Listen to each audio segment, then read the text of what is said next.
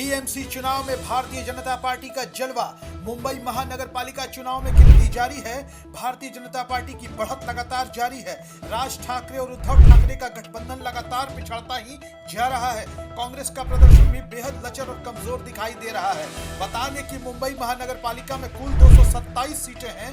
बहुमत के लिए 114 सीटों की जरूरत होती है। न्यूज बनाए जाने तक बीजेपी 93, शिवसेना 26, एनसीपी 1 सीट पर आगे चल रहे हैं, जबकि उद्धव ठाकरे वाली शिवसेना 58, राज ठाकरे की महाराष्ट्र नवनिर्माण सेना 9 और कांग्रेस 13 सीटों पर आगे चल रही है।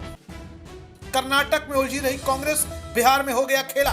शून्य विधायकों के संकेत ने खतरे में डाला बिहार में कांग्रेस का अस्तित्व।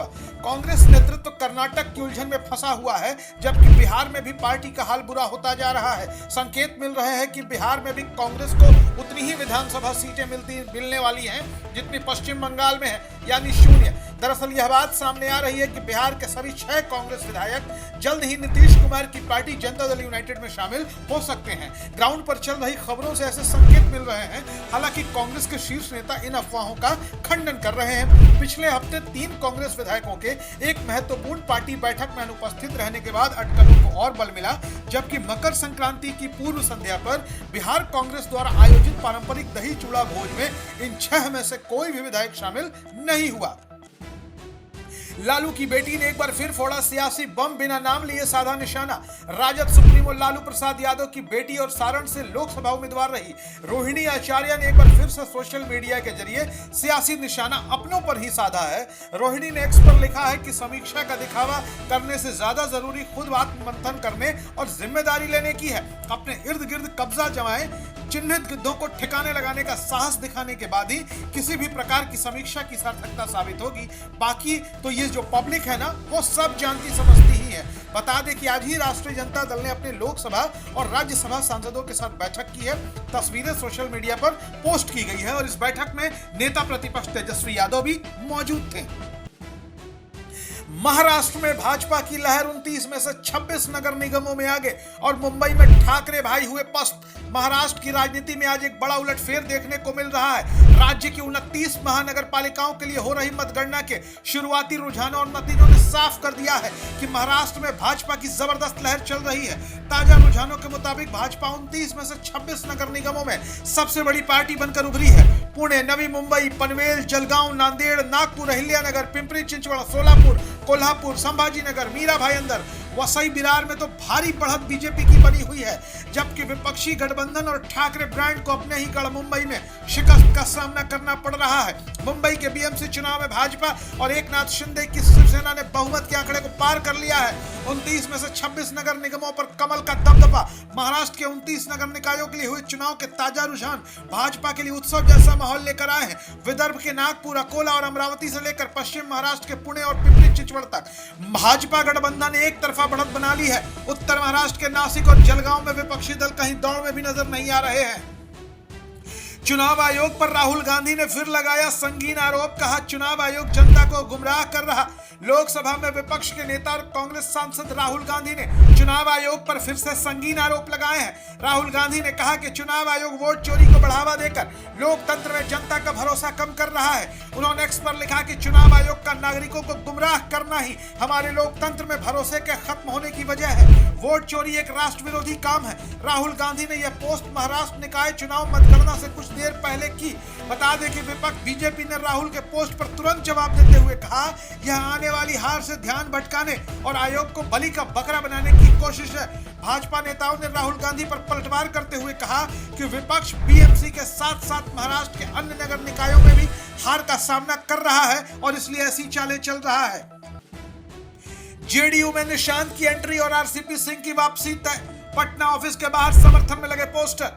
बिहार की राजनीति में एक और बड़े फेरबदल की संभावना दिख रही है। पूर्व केंद्रीय मंत्री और जनता दल यूनाइटेड के पूर्व राष्ट्रीय अध्यक्ष आरसीपी सिंह की संभावित वापसी और सीएम नीतीश कुमार के बेटे निशांत कुमार की राजनीति में जल्द ही एंट्री हो सकती है। पटना में जनता दल यूनाइटेड ऑफिस के बाहर एक पोस्टर लगाया गया है जिसमें इस अटकलों को हवा दे दी है। शुक्रवार को राजधानी पटना में जनता दल यूनाइटेड ऑफिस के बाहर पोस्टर लगाए गए जिसमें लिखा था, वरिष्ठ नेता माननीय आरसीपी सिंह जी और बड़े भाई इंजीनियर निशांत कुमार जी का जेडीयू परिवार में हार्दिक स्वागत है। ये पोस्टर युवा नेता प्रिंस राज और आलोक गौतम ने लगाए थे। इसके बाद पार्टी ऑफिस, मीडिया और राजनीतिक गलियारों में चर्चा तेज हो गई कि न सिर्फ हरसिमरत सिंह बल्कि नीतीश कुमार के बेटे निशांत कुमार की भी पार्टी में एंट्री लगभग तय है। बीजेपी राष्ट्रीय अध्यक्ष चुनाव के लिए अधिसूचना जारी, नितिन नवीन की ताजपोशी तय। भारतीय जनता पार्टी ने राष्ट्रीय अध्यक्ष चुनाव के लिए अधिसूचना जारी कर दी है। रिटर्निंग ऑफिसर डॉक्टर के लक्ष्मण ने पूरा चुनाव कार्यक्रम जारी कर दिया है। इस चुनाव को संगठन पर्व 2024 का नाम दिया गया है। अभी पार्टी ने नितिन नवीन को कार्यकारी अध्यक्ष नियुक्त किया है। माना जा रहा है इस प्रक्रिया के बाद उन्हें ही पार्टी का अध्यक्ष नियुक्त किया जाएगा। पार्टी ने लिखा है कि बीजेपी का संगठन पर्व 2024 अपने गंतव्य की ओर अग्रसर है। पार्टी की जारी विज्ञप्ति में लिखा गया है कि आज राष्ट्रीय अध्यक्ष के निर्वाचन की प्रक्रिया की आधिकारिक घोषणा जारी की जा रही है। पार्टी ने आज निर्वाचक मंडल की सूची जारी कर दी है। पार्टी मुख्यालय में इस सूची का प्रकाशन किया गया है। इसके बाद 19 जनवरी को नामांकन प्रक्रिया शुरू होगी। दोपहर 2 बजे से लेकर शाम 4 बजे तक नामांकन पत्र दाखिल किया जा सकता है। 19 जनवरी को शाम 4 बजे से 5 बजे तक नामांकन पत्रों की जांच होगी। इसके बाद शाम 5 से 6 बजे तक नाम वापस लिए जा सकेंगे। शाम 6:30 बजे राष्ट्रीय चुनाव अधिकारी बयान जारी करेंगे। अगर जरूरी हुआ तो 20 जनवरी को पार्टी के राष्ट्रीय अध्यक्ष का चुनाव कराया जाएगा। हालांकि आपको बता दें कि नितिन नवीन का भारतीय जनता पार्टी का राष्ट्रीय अध्यक्ष बनना लगभग तय है। पंजाब की राजनीति में हलचल, कई बड़े नेता बीजेपी में हुए शामिल। पंजाब की राजनीति में आज का दिन राजनीतिक सरगर्मियों से भरा रहा। कई बड़े चेहरे आज भारतीय जनता पार्टी में शामिल हुए। लंबे समय तक कांग्रेस में रहे पूर्व सांसद जगमीत सिंह बराड़, सीएम भगवंत मान के पूर्व ओएसडी ओंकार सिद्धू, अकाली दल के वरिष्ठ नेता चरणजीत बराड़, पूर्व विधायक रिपजीत सिंह बराड़ आदि नेता आज भारतीय जनता पार्टी में शामिल हो गए। इन नए नेताओं के शामिल होने से मालवा क्षेत्र में बीजेपी के मजबूत होने का दावा किया जा रहा है। हालांकि विरोधी इन सभी को मार्केट से बाहर के नेता करार दे रहे हैं। इस अवसर पर हरियाणा के मुख्यमंत्री नायब सिंह सैनी और पंजाब बीजेपी के अध्यक्ष सुनील जाखड़ मौजूद रहे। बता दें कि अगले साल पंजाब में विधानसभा के लिए चुनाव होने वाले हैं। भारतीय जनता पार्टी पंजाब में अपनी स्थिति को मजबूत करने के लिए एड़ी चोटी का जोर लगा रही है।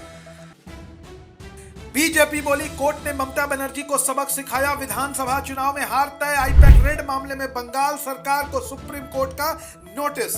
आईपैक रेड मामले में सुप्रीम कोर्ट के आदेश पर भारतीय जनता पार्टी की विधायक अग्निमित्रा पॉल ने कहा कि कोर्ट ने मुख्यमंत्री ममता बनर्जी को अच्छा सबक सिखाया है। उनकी झूठ की राजनीति उजागर हो गई है। अग्निमित्रा पॉल ने कहा कि 15 साल की तृणमूल कांग्रेस की सरकार और उससे पहले की वामपंथी दलों की सरकार ने रोहिंग्या, बांग्लादेशी, घुसपैठी और फर्जी मतदाताओं के सहारे चुनाव जीते, लेकिन इस बार बंगाल में ऐसा नहीं होगा।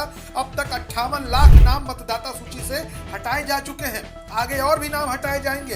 अग्निमित्रा पॉल ने कहा कि मुख्यमंत्री पद की गरिमा को ठेस पहुंचाई गई है। अब सच्चाई सामने आ रही है। आपको बता दें कि सुप्रीम कोर्ट ने गुरुवार को आईपैक रेड मामले में ईडी के खिलाफ दर्ज एफआईआर पर रोक लगा दी है। कोर्ट ने पश्चिम बंगाल की सीएम ममता बनर्जी और पुलिस अधिकारियों को नोटिस जारी किया है और जवाब मांगा है।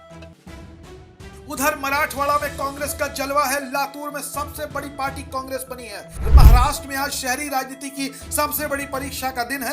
29 महानगर पालिकाओं के चुनाव नतीजों के लिए सुबह 10 बजे से मतगणना जारी है और शुरुआती रुझानों ने ही साफ कर दिया है कि महाराष्ट्र की सियासत का सेमीफाइनल है। वहीं कांग्रेस के लिए लातूर से एक बड़ी और राहत भरी खबर सामने आई है।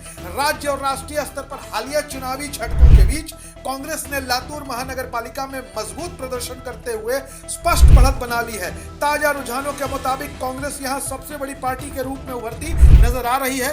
यहां कांग्रेस को 43 जबकि बीजेपी को सिर्फ 21 सीटें मिली हैं।